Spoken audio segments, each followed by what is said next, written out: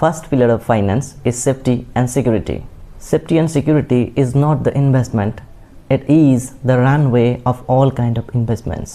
Safety मतलब जहाँ आपका कैपिटल प्रोटेक्शन होगा, जहाँ आपका कैपिटल के ऊपर लो रिस्क रहेगा और जहाँ आपको एक सिक्योर इन्वेस्टमेंट मिलेगा।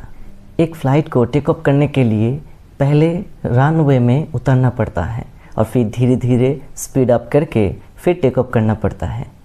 आपका इमरजेंसी फंड भी उतना ही इम्पॉर्टेंट है, जस्ट लाइक अ रनवे। किसी भी हेल्थ इश्यूज़, किसी भी एक्सीडेंटल इश्यूज़, कुछ भी चीज़ आ सकता है। कोविड जैसा सिचुएशन आ सकता है, वॉर जैसा सिचुएशन आ सकता है।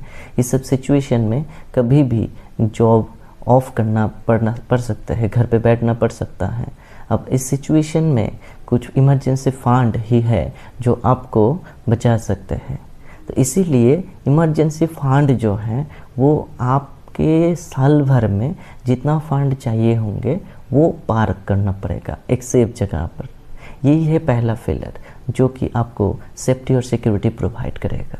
तो इसके हिसाब से आपको पहले है एफडी फिक्स डिपॉजिट, दूसरा आपको रिकरिंग डिपॉजिट मिलेगा, तीसरा post office monthly income scheme, चौथा आपके लिक्विड और डेट फंड।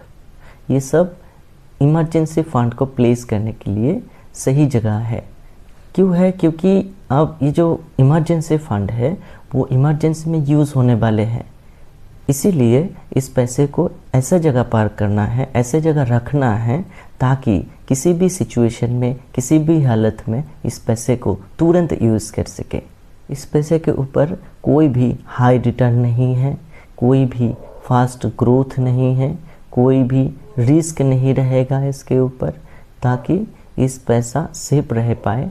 और एक हिसाब ऐसा है कि एक साल के लिए जितना भी आपका हर महीना खर्च होता है फैमिली चलाने के लिए, उसके हिसाब से एक साल का पैसा होना चाहिए।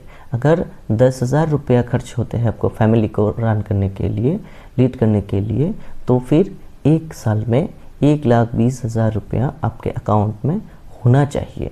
और वो फिक्स डिपॉजिट में या फिर लिक्विड फंड में या फिर पोस्ट ऑफिस में पार्क होना चाहिए, ताकि ये थोड़ा बहुत रिटर्न कमा कर दे जो कि आपको इन्फ्लेशन को बीट कर पाए। हालांकि ये पैसा बढ़ेगा नहीं, आपको देखने को मिलेगा कि 1,000 अगर रखेंगे तो 1,080 रुपये बन जाएगा, देखने को